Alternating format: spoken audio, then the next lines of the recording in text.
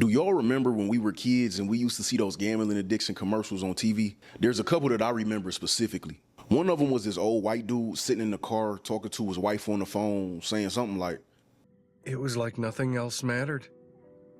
I just wanted to win. I have a problem." and then she just hung up on him in his face. Those commercials, they used to come on the radio too. I remember when my mama would be driving me to school and then the music would cut and I would hear those gambling addiction commercials and I would just be sitting there so confused, bro. Michigan Problem Gambling Helpline. How can I help you? My wife thinks I have a problem. I don't know about y'all, but for me as a kid, hearing those gambling addiction commercials just didn't make any sense to me. I would be sitting there asking myself questions like, how do you get addicted to losing money? How do you just wake up every day and say, hey, you know what? I just feel like blowing more of my life savings today on the slot machines. How do you have a whole family? I'm talking about a spouse, kids, a dog, picket fence, the whole nine. But you just decide that losing all of your money is more important today. You know, I was just having those surface level kid thoughts. Whenever I heard the word addiction, all I really knew was alcohol and drugs. Now, of course, as an adult, I have a much better understanding of what addictions are, how they work, and just how easily everyday vices can become these addictions. In knowing these things now, I have a lot more empathy for people battling addictions, whatever they may be. The other thing that's happened as I've grown into adulthood is watching people who I know personally battle some of these addictions. Today, we're going to be talking about gambling addiction, specifically sports betting, sports betting, sports betting, bro. We love linguistic diversity, specifically sports betting, and how it has become the modern iteration of the cigarette. You might have seen your older brother make a $20 bet with your cousin about who will win in the Cavs versus the Warriors game. Sports betting used to be this thing that was kept more so underground. You may have had a family member who was known for, going to the casino and betting on the books, and every 8 or 9 months you would have to hear the family gossip about how that family member hit for like 12K. You might be a lot like me and you might have watched those documentaries of incidents of match fixing in sports, which is when the outcome of a match or a game is manipulated in some way, usually aligned with somebody's gambling interest. This was extremely popular with boxing during the 20th century, with boxers like Sonny Liston having contracts that were very closely intertwined with Italian mob bosses. As an NBA fan, though, most notable for me is the Tim Donaghy scandal where, while under investigation by the FBI, he actually admitted to betting on games he officiated in each season from 2003 to 2007, and he ended up doing federal prison time for it. Let's not talk about the 2002 Western Conference NBA Finals between the Kings and the Lakers when the officiating was so clearly rigged for the Lakers. And Donaghy later accused the officiating crew of fixing Game 6 after being ordered to do so by the NBA front office. Let's also not talk about the greatest shooter of all time, Malik Beasley. But it seemed like every time my Pistons have something good going, some omniscient force just comes in and messes it up. Anyway, tangent aside, I say all that to say, sports betting wasn't this thing that was just super commonplace and all up in our faces. It was a hand-to-hand exchange that people did with each other for fun.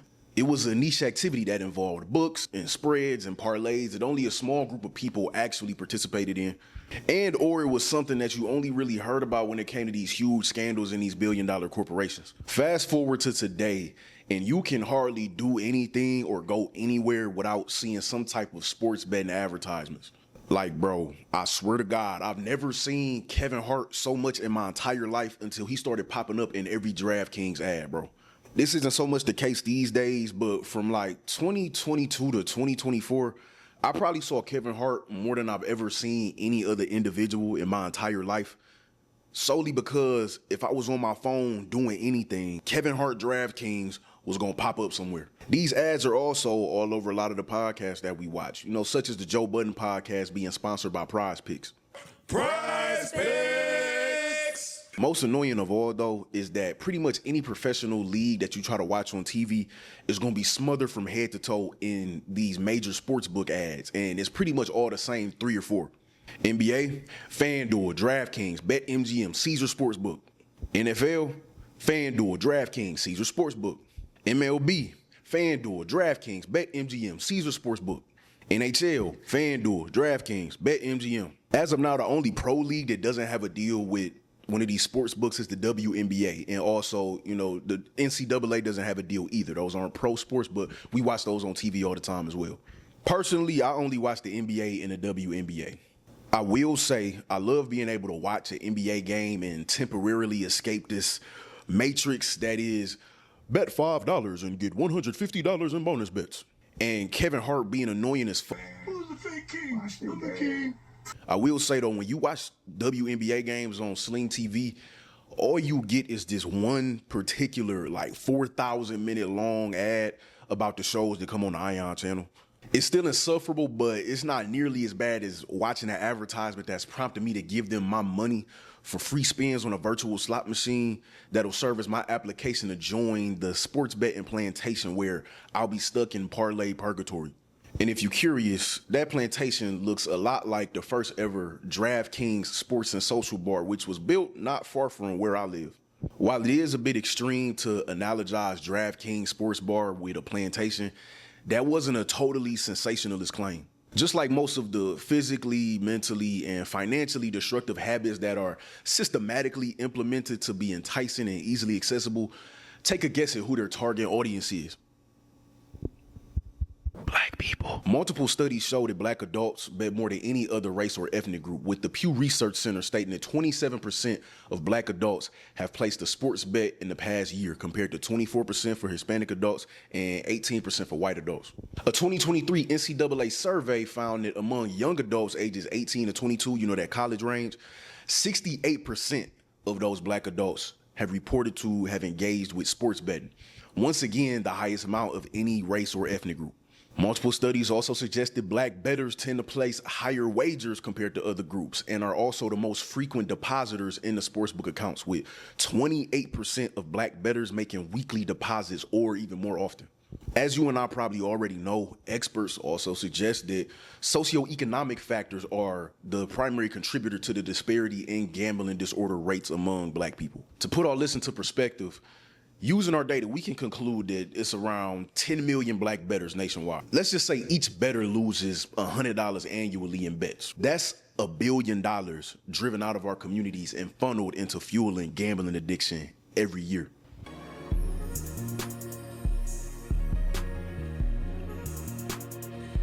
In the intro, I said that sports betting is the new iteration of the cigarette.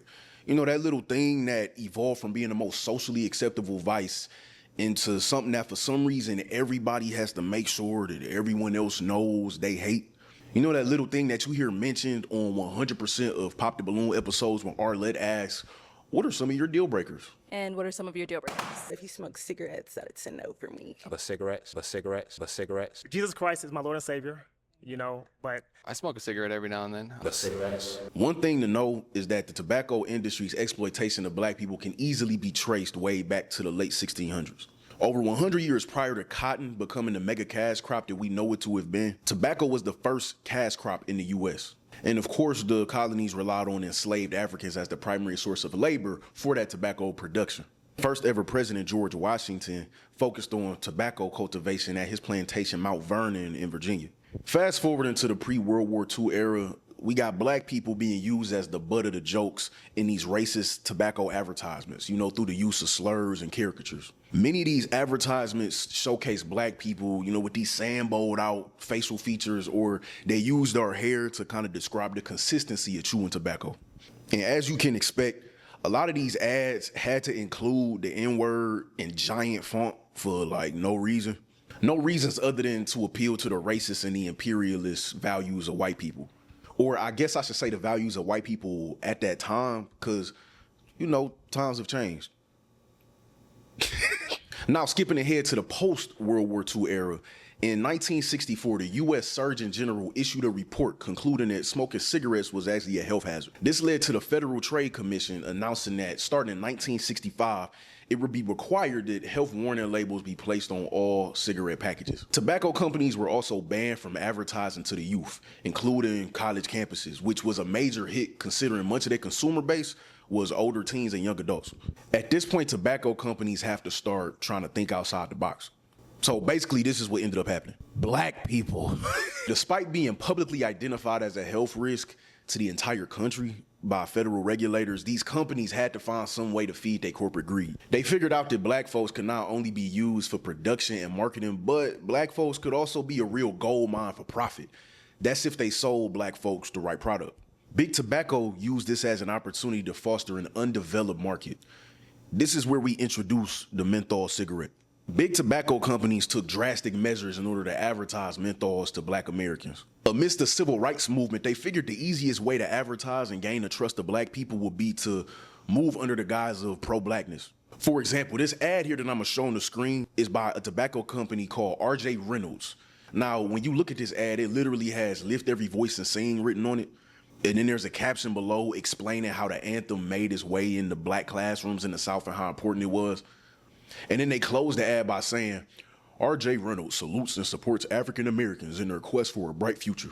The tobacco industry even went as far as hiring and promoting black workers, supporting black press, and investing in the organizations that served black causes and interests. These organizations include, but are not limited to, the NAACP, the National Urban League, the Dance Theater of Harlem, the United Negro College Fund, HBCUs, and we could go and list some more.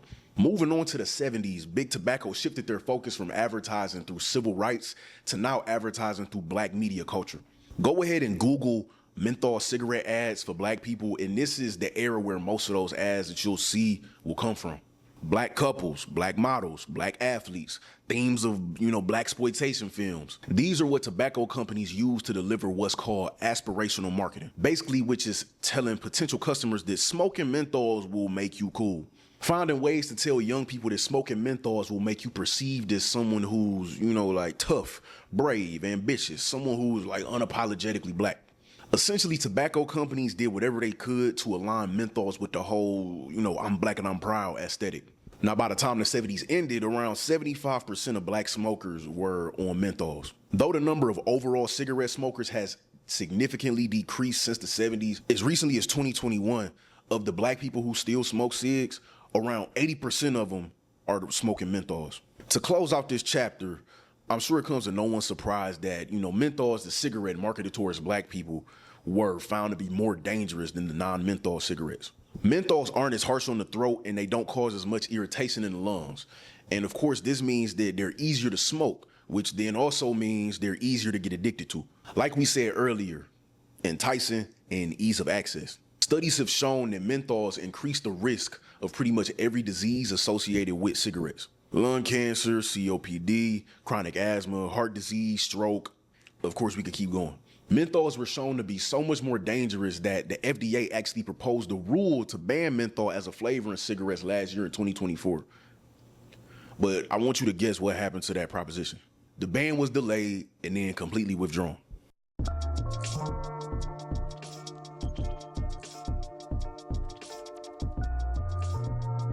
So now that we've got the rise of sports betting and the history of menthols laid out, let's really get into the meat and potatoes of this video. I'm gonna show you exactly how sports gambling today is following the same blueprint as menthol cigarettes from back in the day.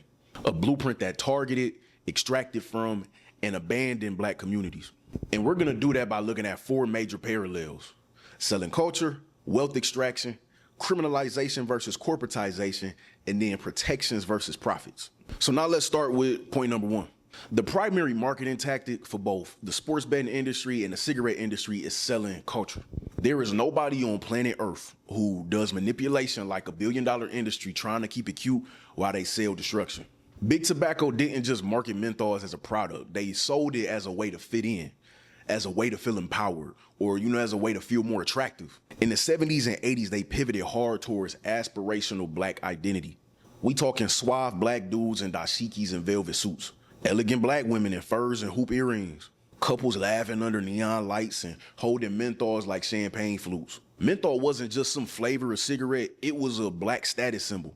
And let's think about where were these ads placed. Jet, Ebony, Essence Magazine, Black Radio, HBCU homecoming events, jazz concerts like the Cool Jazz Festival, cool with a K, cool as in the menthol cigarette company. These brands didn't just sponsor a bunch of black events because they stood for, power to the people. No, they used these marketing budgets to co-opt black culture in order to give their product this level of credibility. And then they wrapped it in all these black coded slogans like bold, cold, Newport. Nobody makes cool like cool. Now, when we look at sports betting, we can see the exact same playbook. Like we already talked about, bro, Kevin Hart front and center in the DraftKings ads. You got Shaq, 50 Cent, Allen Iverson, Paul Pierce in sportsbook partnerships. All types of podcast hosts and TikTok influencers doing promo code pitches. Just like menthols were sold through soul, jazz, and pride, sports betting is being sold through NBA culture, hip-hop aesthetics, and black humor. And this idea of aspirational marketing is still the same. Sports betting is how you prove you really know ball.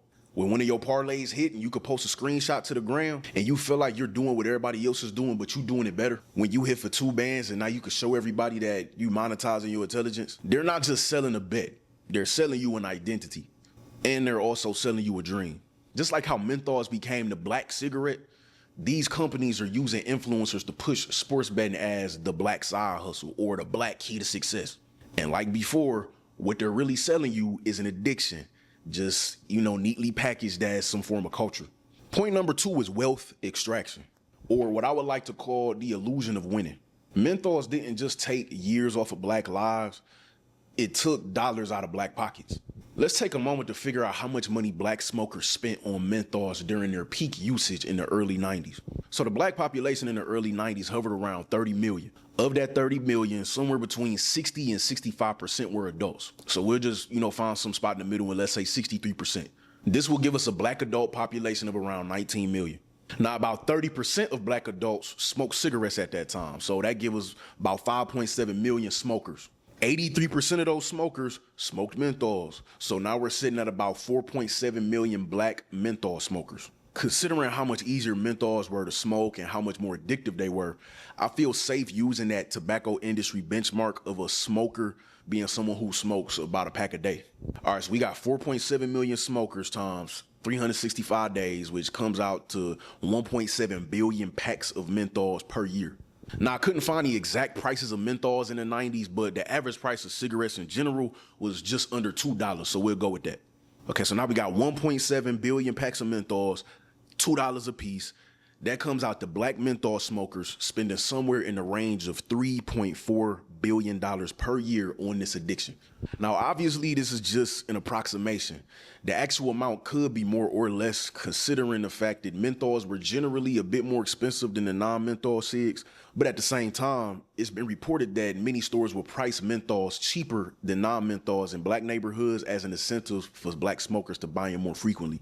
To put this in an even deeper perspective, this means that if a black smoker bought a pack of menthols every day for an entire year at around $2 per pack, they spent $730 per year on menthols. This don't even include any extra spending, like how often they might have needed to buy lighters or how often they went in the gas station and bought snacks or juices, along with the menthols.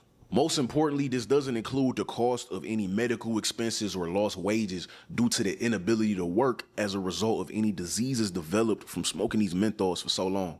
Now imagine how many disenfranchised black households were losing almost $1,000 a year to this addiction. In the 90s, that's almost 3 months worth of rent. That's a 15% down payment on a used car. In the 90s, that's worth about 20 trips to the grocery store. Just sit on that for a second. And now let's bring in sports betting. The illusion here is quick money, right? Risk-free. Turn $10 into $5,000. Test your sports knowledge with a free bonus bet.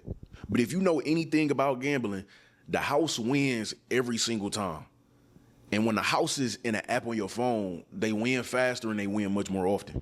Okay, so let's take a quick sidebar because every time I mention to somebody how the house always wins, I'm usually just shocked to find out that nobody but me used to sit and watch those documentaries about the gamblers who, get banned from the casinos because they was winning too much. Quick tangent, bro. I remember watching one of those docs and it was about like 2 or 3 different sports gamblers and they was, the real deal sports gamblers. And they were helping people identify sports betting scammers. Those people who sell picks and, they tell you to join their Telegram for a monthly fee. These real deal sports bettors explained how these bets have nothing to do with knowing sports. And it actually comes down to statistics. And so without knowing anything about the particular sport, they were able to break down the bets to all these specific calculations, basically just by looking at the spreads. And they pretty much won big every time. Now, of course, after winning 2 or 3 times, the sports books would either limit their bets to something super small like 50 cents or $1, or they would just ban them from betting altogether. Once it clicked in my head, bro, that the house bans the winners and welcomes the losers, I knew gambling just wasn't in my deck of cards. So we left off talking about how the house always wins. Let's talk about the tricks that they use to turn you into a trick. Let's talk about the tricks they use to turn you into a loser. Trick number 1, micro wins. They keep you coming back by giving you these micro wins, right? Meaning that you placed a low stakes bet and you want a small reward. For example, you bet $5, you won $8. Now, yeah, the payout is only $3, but you still get hit with the emotional payout, which is much greater. You still get that rush of dopamine regardless of the amount. You still get that sense of validation that tells you, okay, if I just won $3 from a $5 bet, what if I bet 15? What if I bet 50? What if I bet 100? It gives you these false senses of control, false senses of skill, and false sense of momentum, where now you think that you know enough to be a winner, not knowing you just got hook, lined, and sinkered into becoming a loser. Now you feel emboldened enough to make a parlay bet, which leads us directly into trick number 2. Psychological hooks. These sports books find different ways to catch you on a hook, right? They want you to constantly chase the high of winning, or at least the high of getting close to winning. This is where those near misses come in. All right, so you threw a $50 bet on a 5-leg parlay. You hit on 4 of the 5 legs. Now, when the leg you missed, the player only missed by 1 rebound. Clearly, you didn't win, but you almost did. Now you feel like you owe it to yourself to bet again. You got so close to winning that you get the same dopamine response as if you actually won. Now you telling yourself, yeah, I damn near won. Jonas Valanciunas he just had a little off night tonight. And now you've grown emotionally invested in hitting these parlays, leaving you with a desire to come back again and again and spend more and more money in hopes of winning it all back one day. Trick number 3, daily promotions. This is a trick that I think is what draws people into these apps in the first place. You'll see these ads everywhere saying something like, bet $10, get $10, or create an account and get 3 risk-free bets. They'll present you with all of these bet X, get X type of promos on a daily basis. Now you telling yourself, oh, that's just free money. I was thinking about using this money to bet anyway, so shit, might as well. Your bet loses, but you leave thinking you just left with a free $10, right? So you didn't really lose, did you? Well, I mean, it's not like you get to withdraw that $10 bonus. At some point, you got to use it to make a bet. So now you're being encouraged to make even more bets. You look up and now you develop this habit of daily engagement where you checking every single day for the newest promo. Now, every time there's a promo, you spending money. And last, but definitely not least, we got trick number 4. And to me, this is the sickest trick of them all. Like, I've seen this one happen to multiple people I know in my personal life, and I've watched how it led them down this addictive spiral. Trick number 4 is macro wins. Now, trick number 1, we discussed the micro wins, which is when you place a small bet, win a small reward. As you can guess, a macro win is when you place a big bet and you win a big reward. This is identified as that first big hit. You know, that time when you hit so big, you don't even want to post it on social media. Like, you only tell a few of your family and your friends. This is that hit that make folks start thinking that FanDuel is about to be their key to generational wealth. Think about this, right? It's the NBA Finals, and you just set up an 8-leg parlay. After a season of losing a lot more than you've won, this is your last chance to hit big. You done put your last $300 on the line. In the last possession of the game, you watch SGA make that last assist, which is all you needed to hit all 8 legs.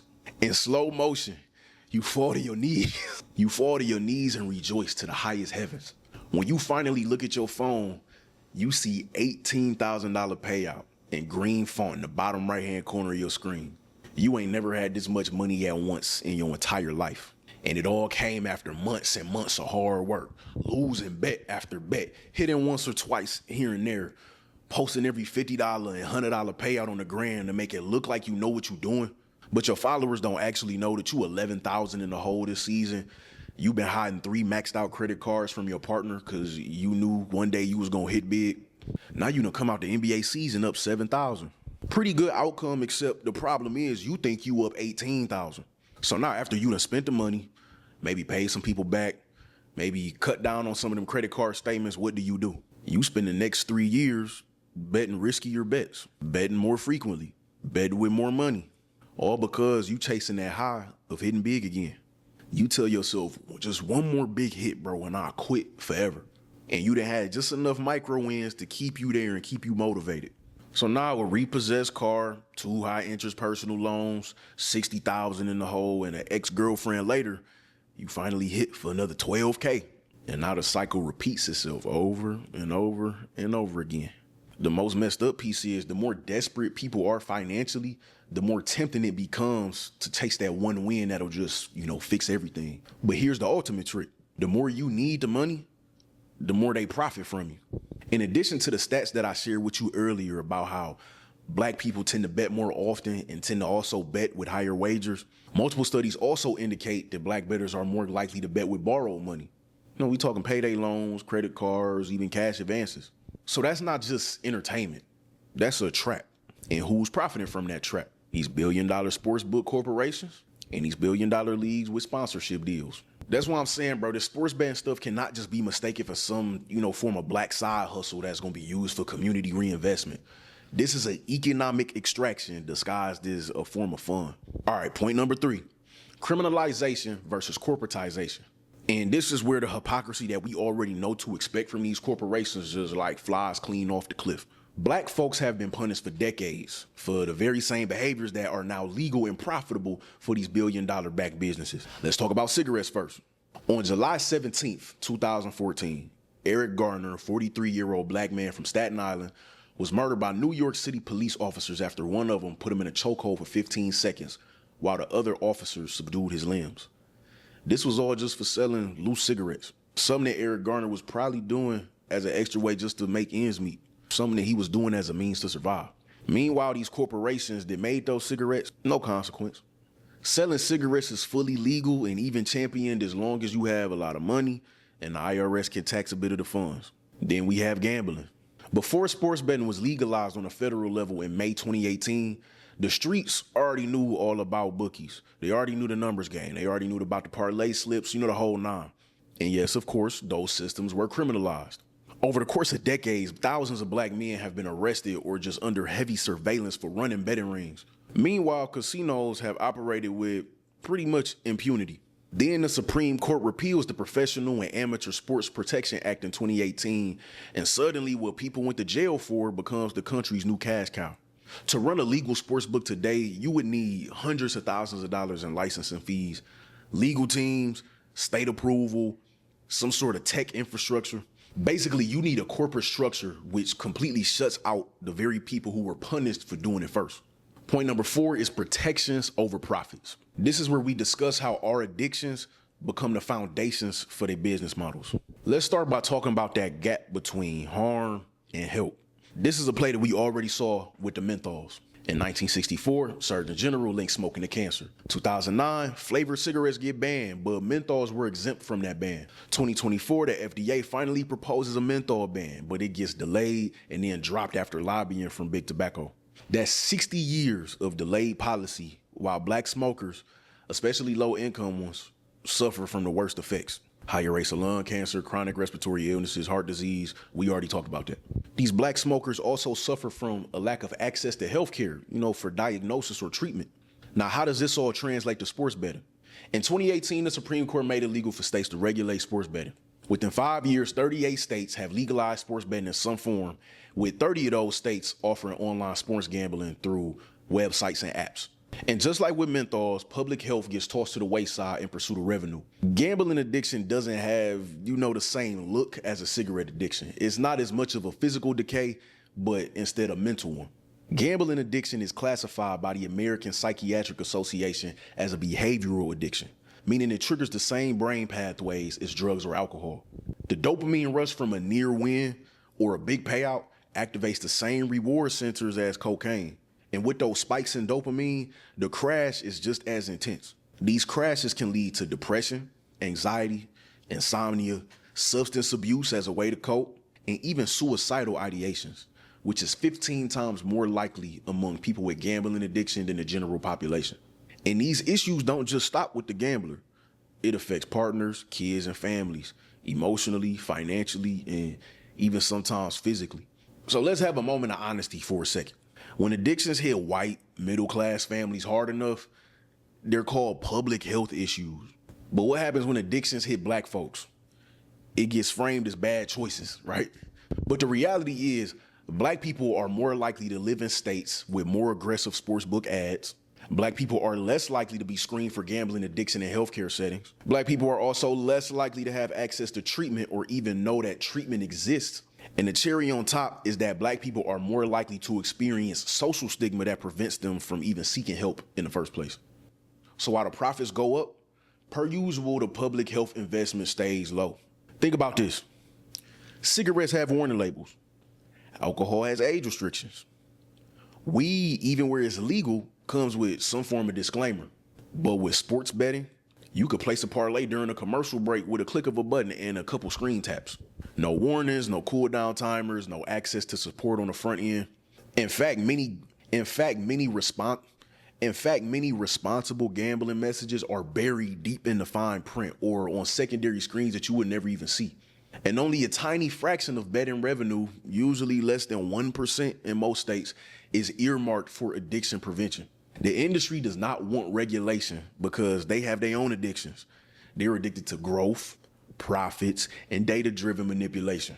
And if for some reason you think this isn't systematic, remember that the states making billions of dollars from betting taxes are often the same states slashing public funding for mental health services, Medicaid, and education.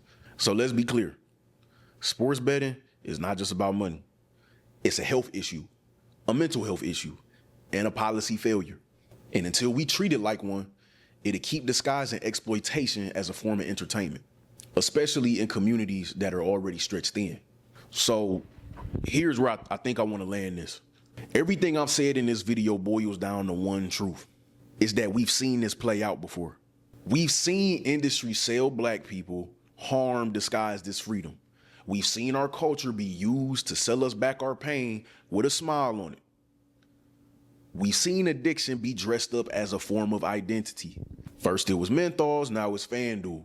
First it was bold, cold Newport, now it's bet 5, get 150. But the blueprint for it is all the exact same thing. They sell us the hype, they extract the wealth, they ignore the fallout. Then they got the nerve to hit us with, oh, you should have known better. It's personal responsibility. But how do you blame individuals when billion-dollar corporations spend every second of every day engineering the perfect trap? And then they wrap it in the language of belonging and success. This is not just about bets or menthols. It's about how profits get prioritized over people. It's about how black communities always end up being a test market, the scapegoat, and then the afterthought, all at the same time. Now look, I ain't your dad, I ain't your pastor, I ain't your judge. But what I'm saying is, just be aware. If you're gonna play the game, at least know who owns the casino. Because if we don't start calling this out right now, if we don't learn from the cigarette era, if we let another generation get sold on this dream of hitting big, we're gonna be looking back 30 years from now, talking about how we knew it was a problem. But by the time anybody cared, it was too late. The longer we let these corporations sell our health and wealth back to us wrapped in black culture, the longer we stay stuck in cycles that we didn't create, but we keep paying for. So if you learn something from this, if you feel seen, if it made you think about a cousin or a homeboy, or maybe even think about yourself, talk about it. Send this video to the group chat, drop a comment, push the conversation forward, because this is much bigger than just a parlay.